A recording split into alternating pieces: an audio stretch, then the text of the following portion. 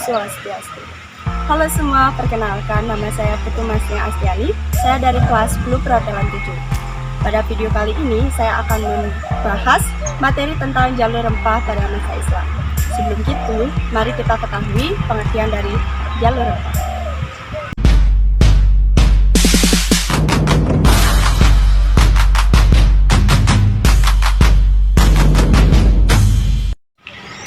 Jalur rempah adalah jalur perdagangan dan budaya dengan rempah-rempah sebagai komoditas utamanya. Jalur ini merupakan rute utama bagi perdagangan rempah-rempah yang sangat dicari pada masa lalu dan menjadi salah satu faktor penting bagi perkembangan peradaban dan ekonomi di wilayah Nusantara. Rempah-rempah seperti cengkeh, lada, pala, kapulaga, serta kayu manis menjadi komoditas yang sangat tinggi harganya serta menjadi daya tarik bagi perdagangan di belahan dunia.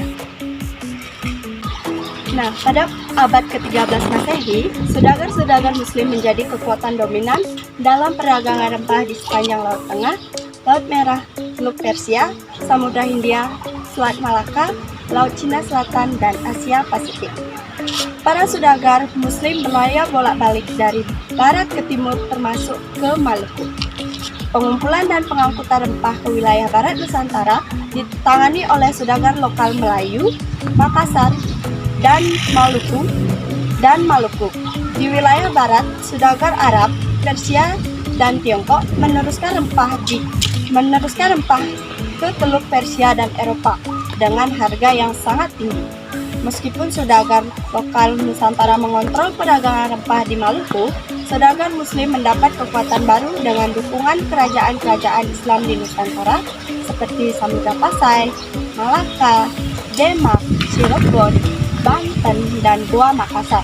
Nah, sebelum itu, peran dan posisi dari kerajaan-kerajaan tersebut dalam proses perniagaan di jalur rempah apa sih? Yuk simak video berikut ini. Nah, yang pertama, peran kerajaan Demak pada jalur rempah. Pada 1500 sampai 1568, Demak menjadi salah satu simpul penting dalam jalur rempah. Pada abad ke-14, sebelum menjadi kerajaan Islam pertama di Jawa, Demak sudah ramai dikunjungi saudagar Melayu, Arab, Keling, Bengala, Gujarat, dan Tiongkok.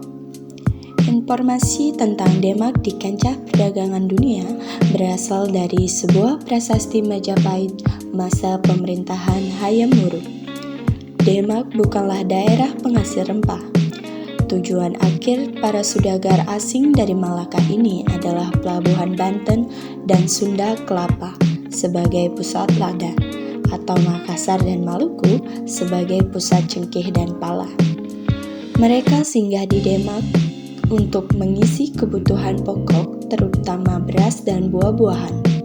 Selain itu, Demak secara langsung juga memasok beras ke pusat perdagangan rempah yaitu Malaka. Peran sebagai pemasok barang kebutuhan pokok sudah dijalani oleh Demak sejak abad ke-14 bersama dengan wilayah lain seperti Semarang pada pelabuhan Bergota, Jepara, Indramayu, dan Banten. Sebagai pemasok kebutuhan pokok, peran Demak sangat vital dalam jalur rempah. Nah, yang kedua pada kerajaan Banten. Banten, terutama Banten Girang, merupakan salah satu simpul penting dalam jalur rempah karena posisinya sebagai pemasok utama lada dunia. Pelabuhan Banten dikenal sebagai pusat perdagangan lada. Meskipun selain lada, merica juga diperdagangkan di sana.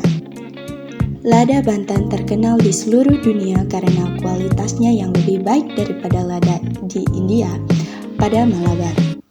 Wilayah Banten sendiri bukanlah daerah penghasil lada. Sejak masa Hindu, penjajahan Sunda hingga masa Islam, penguasa Banten memperoleh lada dari daerah-daerah kekuasaannya di Sumatera, seperti Lampung, Palembang, dan Bengkulu. Beberapa daerah di Banten yang memiliki toponimi yang berkaitan dengan rempah atau lada antara lain Pamarican di kawasan Banten Lama, Kampung Pedes, Penimbang, dan Teluk Lada. Kemudian yang ketiga, pada Kesultanan Goa Makassar. Kesultanan Goa Makassar memiliki peran penting dalam jalur rempah meskipun tidak menghasilkan rempah sendiri. Makassar menjadi simpul penting dalam jalur rempah karena dua alasan utama. Pertama, Makassar berfungsi sebagai bandar cengkeh dan pala dari Kepulauan Maluku. Jalur rempah meliputi selayar Buton, Kepulauan Sula, dan Makassar. Kedua, Makassar menjadikan beras sebagai alat tukar utama untuk mendapatkan rempah. Beras dari Makassar diperdagangkan ke wilayah Maluku dan Papua, bahkan ke Malaka. Selain itu, di sekitar wilayah kekuasaan Makassar, yaitu di Kepulauan Maluku, tumbuh dua komoditas khas yaitu pala dan cengkeh.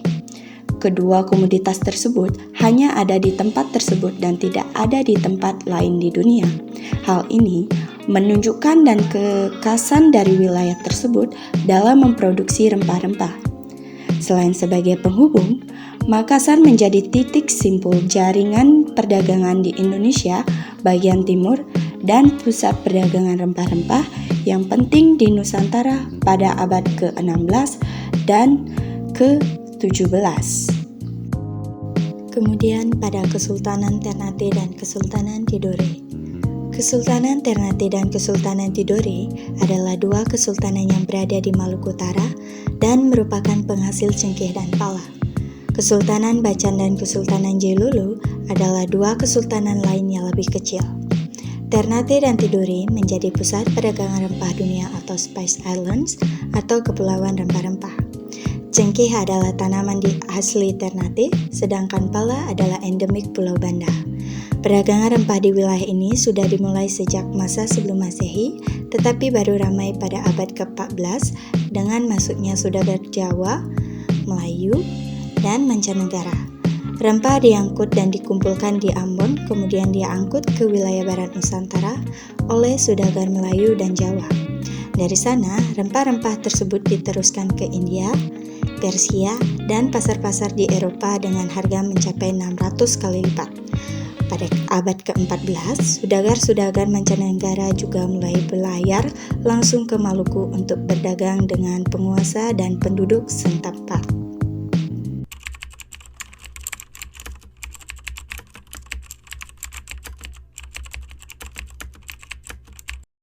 Nah, yang pertama, dampak dari segi ekonomi.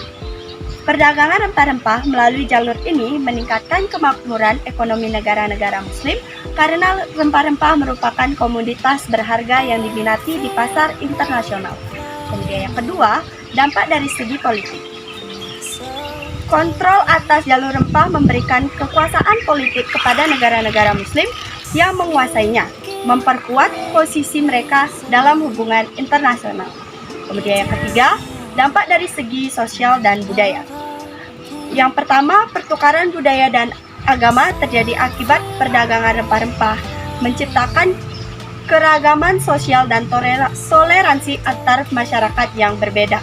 Kemudian yang kedua, penggunaan rempah-rempah dalam masakan dan obat-obatan mempengaruhi perkembangan budaya, kuliner, dan pengobatan di dunia Muslim, serta memberikan identitas khas pada masakan dan obat-obatan tradisional. Nah, itu saja pembahasan materi tentang jalur rempah pada masa Islam. Semoga apa yang saya sampaikan dapat bermanfaat bagi kita semua. Akhir kata, saya ucapkan terima kasih dan saya akhiri dengan Param Santi. Om Santi Santi Santi.